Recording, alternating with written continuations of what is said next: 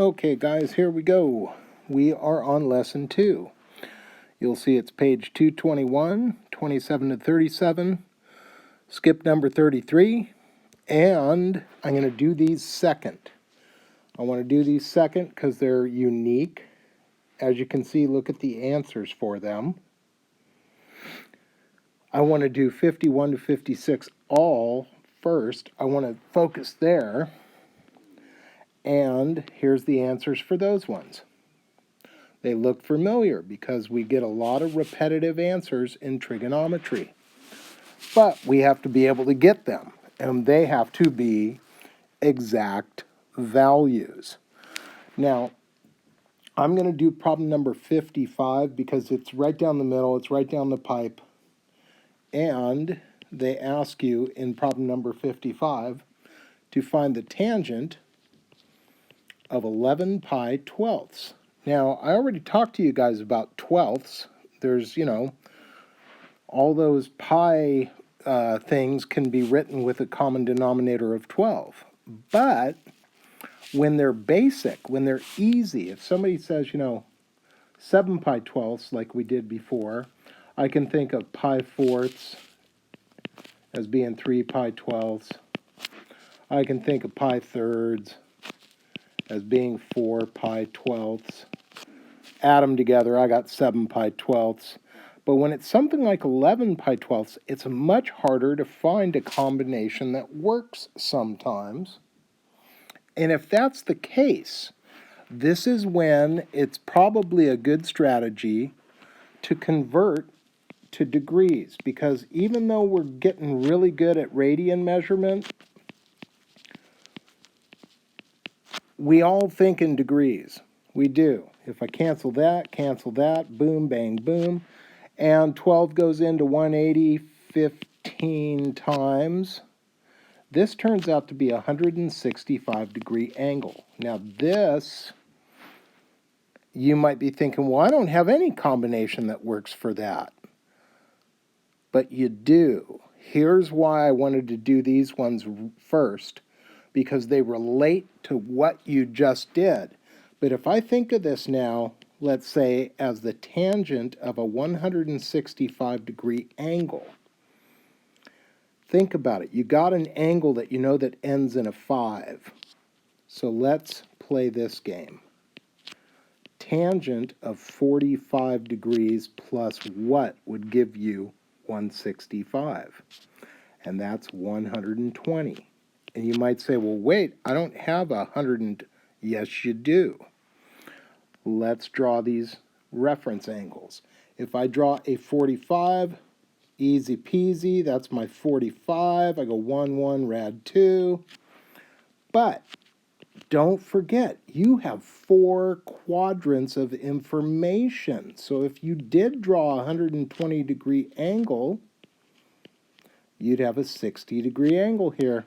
Ta-da! So when you do problems 51 to 56, what you're looking for is, could it be 45 plus something? Could it be 30 degrees plus something? Could it be 60 degrees plus something? Then you can get these weirder angles and say, but I'm good at that. Across from the 60, that would be rad 3. Over here, it's going to be a 1, but it's going to be negative because I'm in quadrant 2, and there's my 2. And I'm back in the saddle. I can work it. So let's expand this one. What would it be? It would be tangent A plus tangent B all over 1 minus tangent A times tangent B. Let's go get our numbers. Let's get our stuff. So we go tangent of 45, that's easy, that's 1. Plus tangent of 120. Now I have to do opposite over adjacent. That's going to be a negative rad 3. So whenever I see that, I always convert that. Why have double signs? Let's make it 1 minus rad 3 in the top. And then in the bottom, I have 1 minus, well, tangent of 45 times my tangent of 120. Hey, that's the same as 1 minus negative rad 3. Let's get that pretty. And once again, it's a conjugate situation. We've done it many times. But the thing to make it easier on yourself is it's usually easier to think in degrees when the angle is too large. So let's finish this guy off. Let's just do it. 1 minus rad 3 on the top, 1 plus rad 3 on the bottom. I could multiply top and bottom by the conjugate, and now you're like, whoa, all this stuff we did so long ago. Yeah, it comes back. We're going to get 1 times 1 in the bottom. That's 1. I'm not going to mess with these guys because they cancel. So what's our next move? Positive rad 3 times a negative rad 3 is negative rad 9, which is just minus 3. So once again, ooh, there's that negative in the bottom. We're going to run it through the top eventually, but let's clean up the numerator. I got 1 times 1, that's a 1. 1 times that, it's minus rad 3. I got another minus rad 3. And then last but not least, minus times minus is plus. Rad 3 times rad 3 is 3. And we get a 4 minus 2 rad 3 situation. Let's run this guy through the top. It's going to make this guy negative. It's going to make the other guy positive. But I'm going to reduce all this stuff. So I got negative 2 plus rad 3. The whole thing over 1, so I don't write it. And that is the answer to number 55. So that was my hint. So if you look at, like, let's say problem number 51. I'm just going to give you a heads up. 51, they already gave us the problem in degree. And you might be looking at that saying, well, 165, I could just use the same combination I just did.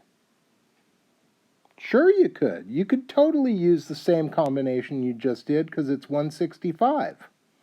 But just, think of it this way too. I wanted to show you this other world. You might do it one way where your buddy might say, well, I looked at it and I said that's the same as 30 degrees plus 135 degrees.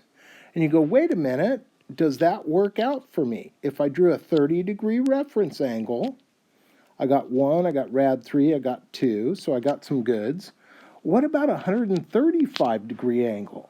Well, if I did a 135-degree angle, terminal side, that makes this guy 45. And I go, wait, I've got 1 rad 2, but I got to make this guy negative.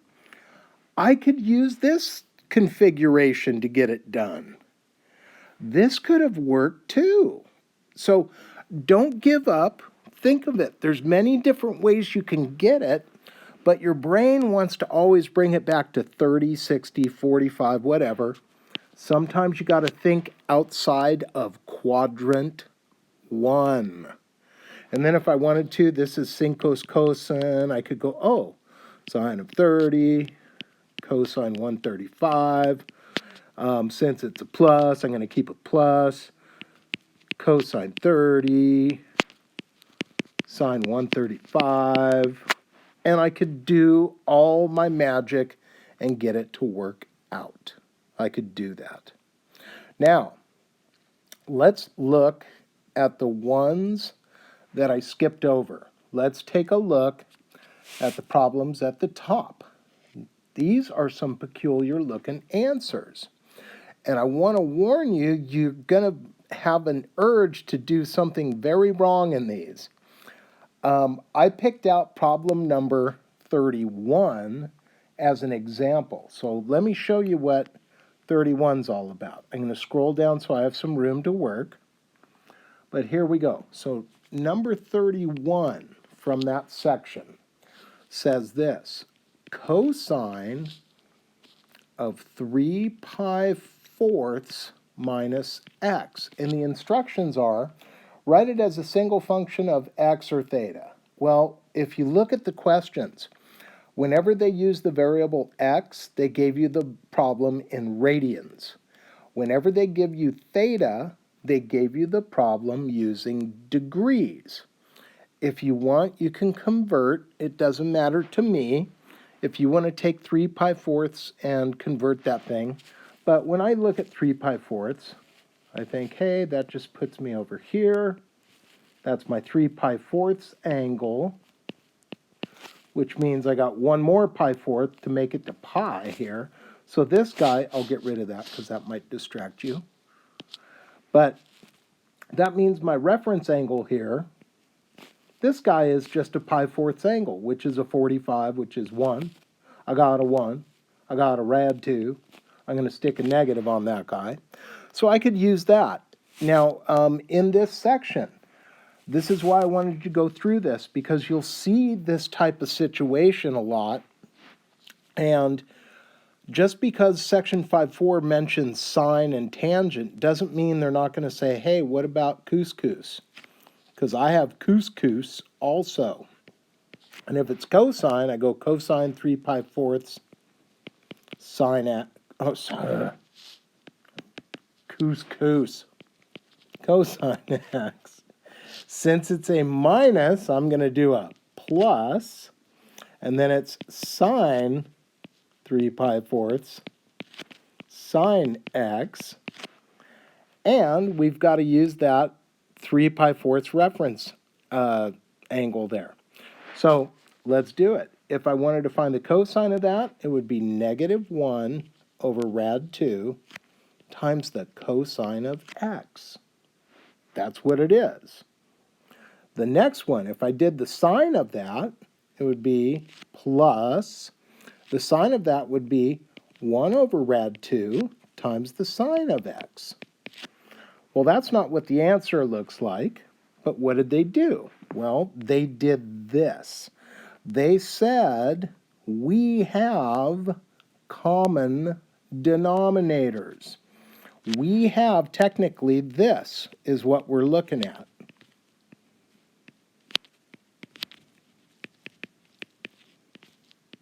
We have common denominators. We can put these two together over one numerator. Here's where I don't want you to make a mistake. So I'm going to use a red pen and say, don't do this. Don't take the whole thing and say, I'm going to multiply it by rad 2. Oh my gosh, that's the worst looking 2. And I'm going to bust the fraction and get it out of there. You are not solving an equation. This does not equal something. So I'm going to say, do not do that. Do not bomb this thing like that. You're going to get the wrong answer. It's not an equation. It's an expression. You're evaluating something. So how do we finish this? Well, let's do it right. This is definitely not what I want to do. Let's go back. I had this over rad 2 plus this over rad 2. That's where I was. Which means I have both of these guys over rad 2. I'm not supposed to leave a rad in the bottom, so I'm going to multiply the entire top and the bottom by rad 2. I'm rationalizing. In the bottom, I get a 2. That's what I get. In the bottom, I get a 2. If I do rad 2 times negative cosine, I get a negative rad 2 cosine x. If I do rad 2 times that, I get a plus rad 2 sine x. That is my answer. Now, in the book, let's compare. So keep that in mind. That's the answer we got. It's a good answer. It's not wrong. But what did they do in their answer?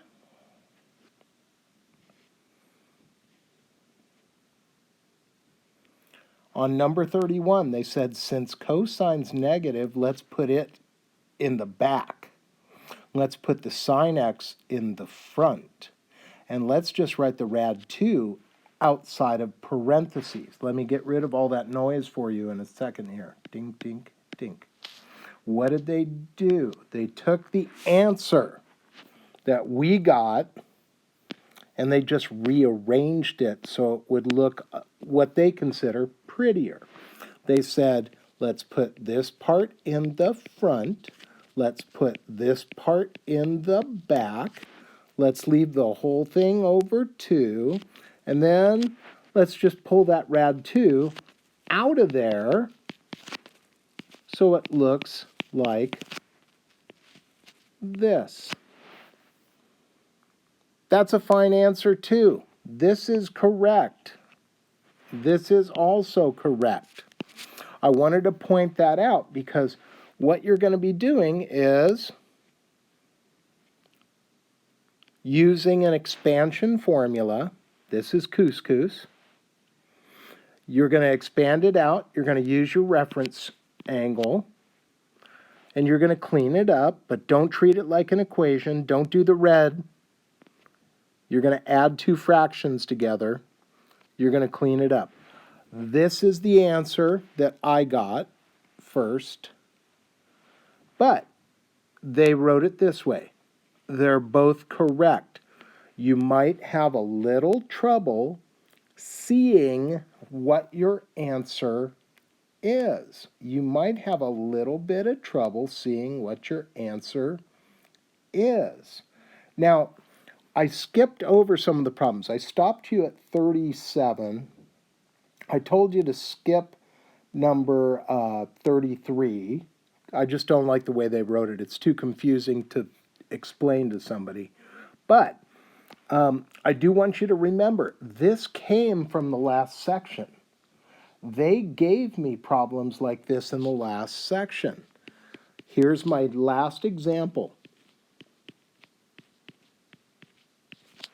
This looks just like section 5.3. What's the big difference? They didn't tell us about sincos cosine back then. They only told us about couscous. But if I wanted to, I could say, oh, I'm going to use the formula. Sine pi cosine x, it's a plus, then cosine pi sine x. And then I think of this and I go, I can't draw a reference triangle. No, you can't. But this is when it's quadrantal. So you think of the sine graph, bam, that would be pi. What's the answer here? 0. You think of the cosine graph, and look, I'm just like quickly sketching it out. That would be pi. What's the answer? This guy's -1. These cancel. I get -1 times sine x. So what is the answer they want from me? Negative sine x. And if you look at the answer key for problem 40, oh, did I include it? I can't remember. No, I cut it off. Oh, well, I'm just going to tell you the answer key for that one. It says negative sine x. I'm sorry, I'm scrolling back down real quick. But they gave us this type of problem where half of our problem would cancel out and the other half would be our result. It's not always like that. Sometimes we get these more complicated answers. Come on. Sometimes we get these more complicated looking answers. That's okay. I just want you to know that if you don't have the exact same answer as theirs, how did they rearrange their answer to make it look that way? All right, that's the end of lesson 2. Let me scroll back up. Remember, this is one example here. This guy was another example. And then we had, of course, these guys. I did this one out of the book. That was number 55. So 51, did I finish 51 for you? No, I didn't. You finished 51. But all of that, here's the answers. These are the questions that you should focus on for lesson 2. And we have One more thing to do for just the computational part of things. And you go, oh, what does that mean? That means there's a little bit of identity coming your way. But I got to tell you, these identities, you're going to actually go, oh, they're not so bad. You'll see what I mean when we get to the last lesson. But this is only lesson 2. I got lesson 3 and lesson 4 coming your way. All right? Catch you later. Bye-bye.